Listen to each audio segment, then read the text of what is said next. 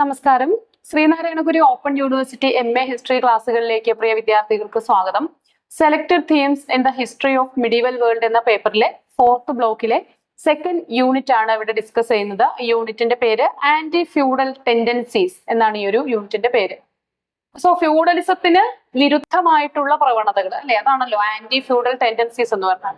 അപ്പോൾ ഇവിടെ നമുക്ക് നോക്കാനുള്ളത് ഫ്യൂഡലിസത്തിന്റെ പതനവുമായി ബന്ധപ്പെട്ട ഫ്യൂഡലിസം അധപ്പതിക്കുന്നതിനുള്ള കാരണങ്ങളും മറ്റുമൊക്കെയാണ് നമുക്ക് ഇവിടെ ഡിസ്കസ് ചെയ്യാനുള്ളത്. അപ്പോൾ നൂറ്റാണ്ടുകളായിട്ട് യൂറോപ്പിന്റെ ഭൂരിഭാഗവും പ്രദേശങ്ങളും കൈയാളിയിരുന്ന ഒരു ഭരണ രീതി, അത് രാഷ്ട്രീയ രീതി, ഒരു സാംസ്കാരിക രീതി, ഒരു സാമ്പത്തിക രീതി, ഇതൊക്കെ ആയിരുന്നു ഫ്യൂഡലിസം എന്ന് പറയുന്നത്. എന്നാൽ ജനസംഖ്യാ വളർച്ചയും അതുപോലെ തന്നെ സാമ്പത്തിക വികസനവും ഒക്കെ മൂലം ഫ്യൂഡൽ സമ്പ്രദായം അധപ്പതനത്തെ നേരിട്ടു. ഇതിന് ചില പൊളിറ്റിക്കൽ ആയിട്ടുള്ള ചില ഡെവലപ്മെന്റ്സും ഉണ്ട്. അതായത് നമുക്കറിയാം സിറ്റി സ്റ്റേറ്റ്സ്, ദേശരാഷ്ട്രങ്ങള്, നേഷൻ സ്റ്റേറ്റ്, സിറ്റി സ്റ്റേറ്റ്സ് അല്ല നേഷൻ സ്റ്റേറ്റ് വളർന്നു വന്നതൊക്കെ ഇതിന്റെ ഒരു പ്രധാനപ്പെട്ട കാരണമാണ്. ഇപ്പൊ സാമൂഹിക സാമ്പത്തിക രാഷ്ട്രീയ മേഖലകളിൽ ഉണ്ടായിട്ടുള്ള വ്യത്യാസങ്ങള്, മാറ്റങ്ങള്, അഴിച്ചുപണികളൊക്കെ തന്നെ ഇതിന് കാരണമായിട്ടുണ്ട്. ഇനി ഫ്യൂഡലിസ കാലത്ത് ജനങ്ങള് പ്രഭുക്കന്മാർക്ക് വിധേയരായിട്ടാണ് ജീവിച്ചിരുന്നത്. ഇപ്പൊ സമൂഹത്തില് ശക്തമായിട്ടുള്ള ഒരു കേന്ദ്ര സർക്കാർ ഇല്ലാതിരുന്ന ഒരു കാലഘട്ടം ആയിരുന്നു ഇത്. അപ്പൊ ഈ സമയത്തും പ്രദേശങ്ങൾക്കിടയിൽ സമാധാനം നടപ്പിലാക്കുന്നതിന് വിവിധ തരത്തിലുള്ള പ്രാദേശിക ഇടപെടലുകള് നടത്തിയിട്ടുണ്ട് അല്ലെ. അപ്പോ ഫ്യൂഡലിസം എന്ന ഒരു സിസ്റ്റം തീർച്ചയായിട്ടും അതില് ചൂഷണത്തിൽ അധിഷ്ഠിതമായിട്ടുള്ള ഒരു സിസ്റ്റം ആയിരുന്നു ഇത്. അപ്പൊ ഒരു സൊസൈറ്റിയെയും ഒരുപാട് കാലം ഇങ്ങനെ ചൂഷണം ചെയ്ത് മുന്നോട്ട് പോകുക എന്നുള്ളത് സാധിക്കില്ല. അപ്പൊ അതിൽ നിന്ന് ഒരു വിപ്ലവം രൂപപ്പെടും, അത് അട്ടിമറിക്കപ്പെടും എന്നുള്ളത് ഒരു യാഥാർത്ഥ്യമാണ്. ഇനി ഫ്യൂഡലിസത്തെ കുറിച്ച് മധ്യകാല യൂറോപ്പില് വികസിച്ച ഒരു ഭരണകൂടത്തിന്റെയും അതുപോലെ സമൂഹത്തിന്റെയും ബന്ധപ്പെട്ട ഒരു സംവിധാനമാണ് ഫ്യൂഡലിസം അല്ലെ. മധ്യകാലത്ത് രൂപപ്പെട്ട ഒരു സംവിധാനമാണ് ഫ്യൂഡലിസം. അപ്പൊ ഇതില് സൈനിക സേവനവും പ്രഭുക്കന്മാരും സാമന്തന്മാരും ഒക്കെ തമ്മിലുള്ള ആ ഒരു പരസ്പര ബന്ധം, അതൊക്കെയാണ് ഇതിന്റെ കാമ്പ് എന്ന് പറയുന്നത്. ഈ ഫ്യൂഡലിസത്തിന്റെ സവിശേഷതകൾ എന്തൊക്കെയാണ് നമ്മൾ മറ്റൊരു യൂണിറ്റിൽ വളരെ വിശദമായിട്ട് ഈ പേപ്പറിൽ തന്നെ ഡിസ്കസ് ചെയ്തിട്ടുണ്ട്. അപ്പൊ നിങ്ങൾ ആ ഒരു പേപ്പറും കൂടി ഒന്ന് കാണുക. ഇതിന്റെ കൂടെ നിങ്ങൾക്ക് അതിന്റെ ഫീച്ചേഴ്സ് ഒക്കെ നമുക്ക് പെട്ടെന്ന് മനസ്സിലാകും. എന്തായാലും ഞാൻ ഇവിടെ അതിന്റെ ഫീച്ചേഴ്സ് ഇനി റിപ്പീറ്റ് ചെയ്യാൻ ഉദ്ദേശിക്കുന്നില്ല. ഈ അന്നത്തെ സാഹചര്യങ്ങളാണ് ഞാനൊന്ന് അനലൈസ് ചെയ്യുന്നത്. അപ്പൊ കർഷകര് ഈ ഫ്യൂഡൽ സിസ്റ്റത്തിൽ നിന്ന് ഒരു വിടുതല് ആഗ്രഹിച്ചു. സ്വാഭാവികമായിട്ടും അവരിങ്ങനെ വെറുതെ മണ്ണിൽ പണിയെടുക്കുക എന്നുള്ളതല്ലാതെ, അന്നന്നത്തെ അന്നം കഴിച്ചു പോവുക എന്നുള്ളതല്ലാതെ ഒരു സ്വന്തമായിട്ടൊരു കിടപ്പാടം പോലും അവർക്ക് ഇല്ല. അവര് ഈ ഭൂപ്രഭുവിന്റെ മണ്ണില് ഒരു കുടില് കെട്ടി താമസിക്കുകയാണ്. അത് അവൻ്റെതല്ല. ഇറങ്ങി പോകാൻ പറഞ്ഞാൽ ഇറങ്ങി പോയിക്കൊള്ളണം, അത്രയേ ഉള്ളൂ അതിൽ അവകാശം. ഒന്നും സമ്പാദിക്കുന്നില്ല, നീക്കിയിരിപ്പുകളൊന്നുമില്ല, അന്നന്നത്തെ അന്നം മാത്രം ബാക്കിയാകുന്നു. മാത്രവുമല്ല, ഇതിൽ അവരെ അതിനേക്കാളൊക്കെ വിഷമിപ്പിച്ച ഒരു വസ്തുത എന്ന് വെച്ചാല്, ഒരു കുടിയാന്റെ അല്ലെങ്കിൽ ഒരു ഷെർഫിന്റെ മകനോ മകളോ അത് തന്നെയായി തുടരണമായിരുന്നു. ഷെർഫായിട്ട് തന്നെ തുടരുക. അതല്ലാതെ അവർക്കൊരു ഉയർന്ന ജോലി നേടാനോ അവർക്ക് ഇഷ്ടപ്പെട്ട രീതിയിൽ വിദ്യാഭ്യാസം നേടാനോ ഒന്നുമുള്ള അവസരങ്ങൾ ഉണ്ടായിരുന്നില്ല. ഇതൊരു പരമ്പരാഗതമായിട്ടുള്ള ഒരു സമ്പ്രദായമായിട്ട് ഇതിങ്ങനെ തുടർന്നു പോന്നു. അപ്പൊ ഇതില് കർഷകർ വളരെയേറെ അസംതൃപ്തരും അതുപോലെ വലിയ സങ്കടത്തിലും ആയിരുന്നു.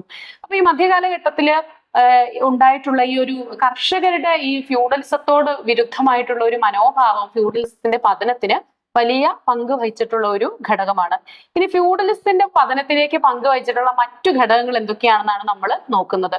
കത്തോലിക്ക സഭയ്ക്ക് വലിയൊരു പങ്കുണ്ട്. ഫ്യൂഡലിസത്തിന്റെ പതനത്തില് കത്തോലിക്ക സഭയ്ക്ക് പങ്കുണ്ട്. സമ്പന്നരും ശക്തരുമായിട്ടുള്ള ഈ പ്രഭുക്കന്മാരെ സഭ എതിർത്തിരുന്നു. അവരുടെ സമ്പത്ത്, അവരുടെ അധികാരവും അതുപോലെ അവര് വളർന്നു വരുന്നതൊക്കെ ഈ ചേർച്ചിന്റെ അപ്രമാദിത്വത്തിന് ഒരു ഭീഷണിയായിരുന്നു. രണ്ട് സമാന്തര വ്യവസ്ഥകളായിട്ട് കത്തോലിക്ക മതവും അതുപോലെ തന്നെ ഈ ഫ്യൂഡലിസവും വളർന്നു വന്നു. അപ്പൊ ഫ്യൂഡൽ പ്രഭുക്കന്മാര് ഒരു വലിയ അനിഷേധ്യരായിട്ടുള്ള ഒരു ഏജൻസി ആയിട്ട്, ഒരു അതോറിറ്റി ആയിട്ട് ഒരു ഭാഗത്ത് വളരുന്നു, മറ്റൊരു ഭാഗത്ത് ചർച്ചും വളർന്നു വരുന്നുണ്ട്.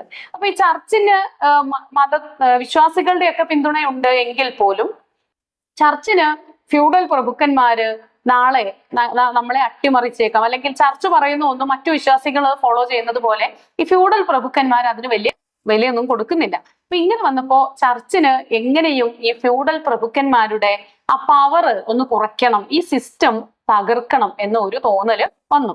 തീർച്ചയായിട്ടും അത് ഫ്യൂഡലിസത്തിന്റെ പതനത്തിന് വേണ്ടത് എന്താണെന്ന് വെച്ചാൽ അത് ചെയ്യാൻ ഈ ചേർച്ചിനെ പ്രേരിപ്പിച്ച, കത്തോലിക്ക മതത്തെ പ്രേരിപ്പിച്ച ഒരു വസ്തുതയായിരുന്നു. കത്തോലിക്ക മതത്തെ എന്ന് പറയുമ്പോൾ പേപ്പസിയെ അല്ലെ, പേപ്പസിയെ പ്രേരിപ്പിച്ച ഒരു ഘടകമായിരുന്നു. ഇനി ഫ്യൂഡലിസത്തിന്റെ പതനത്തിന് കാരണമായിട്ടുള്ള ഒരു പ്രധാനപ്പെട്ട മറ്റൊരു കാര്യമാണ് മാഗ്ന കാർട്ട. 1215 ഫിലിപ്പ് രണ്ടാമനെതിരെ ഒരു പ്രചാരണത്തിനിടെ ജോൺ രാജാവ് ഒപ്പുവെച്ചു എന്ന് പറയുന്നതിനേക്കാൾ രാജാവിനെ കൊണ്ട് ഒപ്പുവെപ്പിച്ച ഒരു ഒരു പ്രമാണമായിരുന്നു മാഗ്ന കാർട്ട. ഇത് ജനങ്ങളുടെ ഒരു അവകാശ പത്രികയായിരുന്നു മാഗ്ന കാർട്ട. വർഷം ഓർക്കുക, 1215. അത് ഡേറ്റ് തന്നെ ഓർക്കുന്നത് നല്ലതാണ്. 1215 ജൂൺ 15 ആയിരുന്നു അതിന്റെ എക്സാക്ട് ഡേറ്റ് എന്ന് പറയുന്നത്. അപ്പൊ ഇത് ഒരുപക്ഷെ മനുഷ്യരുടെ അല്ലെങ്കിൽ അന്താരാഷ്ട്ര ഉടമ്പടികളിൽ ഏറ്റവും ശ്രദ്ധേയമായിട്ടുള്ള ഒരു ഉടമ്പടി അല്ലെങ്കിൽ ഒരു മനുഷ്യാവകാശ പ്രഖ്യാപനമാണ് ഈ മാഗ്ന കാർട്ട എന്ന് പറയുന്നത്.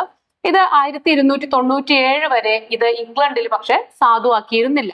എന്നാൽ ഫ്യൂഡലിസത്തിന്റെ ഈ പതനത്തിന് വിവിധ ഘട്ടങ്ങളിൽ ഈ മാഗ്ന കാർട്ട ഒരു കാരണമായിട്ടുണ്ട്. കാരണം ജനങ്ങള് അവരുടെ അധികാരങ്ങളെ കുറിച്ചും അവകാശങ്ങളെ കുറിച്ചും ഒക്കെ ബോധവാന്മാരാവാൻ ഇത് ഈ മാഗ്ന കാർട്ട സഹായിച്ചിട്ടുണ്ട്.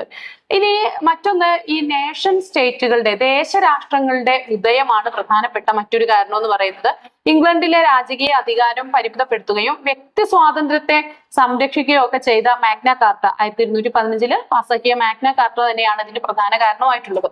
ഇനി ഫ്യൂഡലിസത്തിന്റെ തകർച്ചയുടെ മറ്റൊരു കാരണം എന്ന് പറയുന്നത് ഈ പാർലമെന്റ് ഒരു ബ്രിട്ടീഷ് പാർലമെന്റ് അവിടെ ഉണ്ടല്ലോ. അപ്പൊ ഈ പാർലമെന്റിന്റെ ഇത് പാർലമെന്റിന്റെ അധികാരങ്ങളെ പ്രഭുക്കന്മാർക്ക് അത്ര ബോധിച്ചില്ല. അവർ ഈ പാർലമെന്റിന്റെ അധികാരങ്ങളെ ഇങ്ങനെ വെല്ലുവിളിക്കാനായിട്ട് ആരംഭിച്ചു. പാർലമെന്റ് പാസ്സാക്കുന്ന നിയമങ്ങൾ ഫോളോ ചെയ്യാതെയായി. അപ്പൊ തീർച്ചയായിട്ടും അത് ഈ പാർലമെന്റും ജനങ്ങളും തമ്മിലുള്ള പ്രഭുക്കന്മാരും തമ്മിലുള്ള ഒരു പ്രശ്നമായി. തീർച്ചയായിട്ടും ഇതിൽ കത്തോലിക്ക സഭ ആരെയാണ് സപ്പോർട്ട് ചെയ്യുക? ഈ കേസിൽ പാർലമെന്റിന്റെ കൂടെ നിൽക്കും. കാരണം പ്രഭുക്കന്മാർ ഓൾറെഡി സഭയുടെ കണ്ണിലെ കരടുകളാണ്. അപ്പൊ ഇങ്ങനെയുള്ള ഒരു ഘട്ടത്തില് സ്വതന്ത്രമായിട്ടുള്ള സൈന്യങ്ങള് ഈ സമ്പന്ന വ്യാപാരികള് ഇത്തരം സൈന്യങ്ങൾക്ക് സപ്പോർട്ട് കൊടുത്തു. കാരണം ഇവർക്ക് പലപ്പോഴും ഈ ഫ്യൂഡൽ പ്രഭുക്കന്മാരുടെ പല നയങ്ങളോടും താല്പര്യക്കുറവുണ്ടായിരുന്നു. അവർക്ക് സ്വതന്ത്രമായിട്ട് കച്ചവടം ചെയ്യാനും സമ്പത്ത് ആർജിക്കാനും പലപ്പോഴും സാധിക്കാതെ വന്നു. അങ്ങനെ വരുമ്പോൾ ഇവരെന്താ ചെയ്തത്?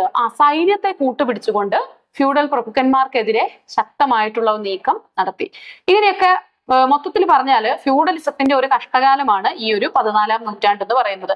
ഇപ്പൊ 14-ാം നൂറ്റാണ്ടിൽ ഉടനീളം ഫ്യൂഡലിസത്തിന്റെ പതനത്തിന് കാരണമായിട്ടുള്ള സംഭവ വികാസങ്ങൾ തന്നെയാണ് അരങ്ങേറിയത്. കർഷക മേധാവിത്വമുള്ള ഒരു സമൂഹം, അതുപോലെ വളരെ ശക്തരായിട്ടുള്ള പ്രഭുക്കന്മാര് സൈന്യത്തെ നിയന്ത്രിക്കുകയും അവരുടെ അവകാശങ്ങളൊക്കെ നേടുകയൊക്കെ ചെയ്യുന്ന ഒന്നായിട്ട് അങ്ങ് മാറി. എന്നാൽ ഇത് കൃത്യമായിട്ടൊരു യുദ്ധമൊന്നും ഈ ഒരു കാലഘട്ടത്തിലൊന്നും ഉണ്ടായതുമില്ല. എന്തായാലും പട്ടണങ്ങളുടെയും അതുപോലെ തന്നെ നഗരങ്ങളുടെയും ഒക്കെ വളർച്ചയ്ക്ക് പ്രഭുക്കന്മാർക്ക് ഈ ഒരു വളർച്ച പ്രഭുക്കന്മാരെ അസ്വസ്ഥരാക്കി. കാരണം ഇവർക്ക് ഒരു വില്ലേജ് കേന്ദ്രീകൃതമായിട്ടുള്ള റൂറൽ ആയിട്ടുള്ള ഒരു ഇക്കോണമി, ഒരു മാനോറിയൽ സിസ്റ്റം, അതൊക്കെയാണ് അവരുടെ ആ ഒരു അധികാരത്തെ ഇങ്ങനെ പിടിച്ചു നിർത്തുന്ന ഫാക്ടേഴ്സ് എന്ന് പറയുന്നത്. നഗരവൽക്കരണം ഇവരുടെ അധികാരത്തെ ഷെയ്ക്ക് ചെയ്തു. അപ്പൊ സ്വാഭാവികമായിട്ടും അവർക്കതിൽ താല്പര്യം ഉണ്ടായിരുന്നില്ല. ഇനി അതുപോലെ ഒരു മികച്ച സംസ്കാരത്തിന്റെ വളർച്ച, ഈ മധ്യകാലഘട്ടത്തില് നമ്മൾ നവോത്ഥാനം കഴിഞ്ഞ യൂണിറ്റിൽ ഡിസ്കസ് ചെയ്തിരുന്നു. നവോത്ഥാനം ഉണ്ടായി അല്ലെ, ഒരു റിവൈവല് കലാ സാംസ്കാരിക മേഖലകളിലൊക്കെ തന്നെയുള്ള റിവൈവൽ ഉണ്ടായി. അപ്പൊ ഇതോടുകൂടി വ്യക്തി സ്വാതന്ത്ര്യങ്ങളെ കുറിച്ച് ജനങ്ങൾക്ക് കൂടുതൽ ധാരണ വന്നു. അതിനു വേണ്ടിയിട്ട് മനുഷ്യൻ പോരാടാൻ തുടങ്ങി. അപ്പൊ ഇതോടുകൂടി ഫ്യൂഡലിസം പതനം സംഭവിക്കാനായിട്ട് തുടങ്ങി, ഫ്യൂഡലിസത്തിന്റെ പതനം നടക്കാനായിട്ട് തുടങ്ങി. ഇപ്പൊ എന്തായാലും വളരെ ധീരമായിട്ടുള്ള ഒരു നിലപാട് തന്നെയാണ് നൈറ്റ്സും ഈ ഒരു ഘട്ടത്തിൽ സ്വീകരിച്ചത്. നൈറ്റ്സ് എന്ന് പറഞ്ഞാൽ അവരുടെ പട്ടാളം അല്ലെ, നൈറ്റ്സും സ്വീകരിച്ചത്. ഇവര് പ്രഭുക്കന്മാർക്ക് നൽകിയിരുന്ന ആ ഒരു പിന്തുണ പിൻവലിക്കുകയും, ഇവര് ആരോടാണ് ഓത്തെടുത്തിരുന്നത്? പ്രഭുക്കന്മാരോട് അല്ലെ. അപ്പൊ ഇവര് പ്രഭുക്കന്മാരോടുള്ള ആ ഓത്ത് ഒക്കെ മറന്നുകൊണ്ട് പിന്തുണ പിൻവലിച്ചു. മറിച്ച് അവര് ജനങ്ങളെയും കച്ചവടക്കാരെയും ഒക്കെ സപ്പോർട്ട് ചെയ്തു. ഇതോടുകൂടി യൂറോപ്പില് ഫ്യൂഡലിസം എന്ന ആ നൂറ്റാണ്ടുകളായി തുടർന്ന് വന്ന ആ ഒരു വലിയ ഇൻസ്റ്റിറ്റ്യൂഷൻ തകർന്നു. അപ്പൊ ഇത്രയാണ് നമുക്ക് ഈ ഒരു യൂണിറ്റിലും എന്ന് മാത്രമല്ല ഈ ഒരു പേപ്പറിൽ തന്നെ ഏറ്റവും അവസാനത്തെ ക്ലാസ് ആണിത്. നന്നായിട്ട് പഠിക്കുക.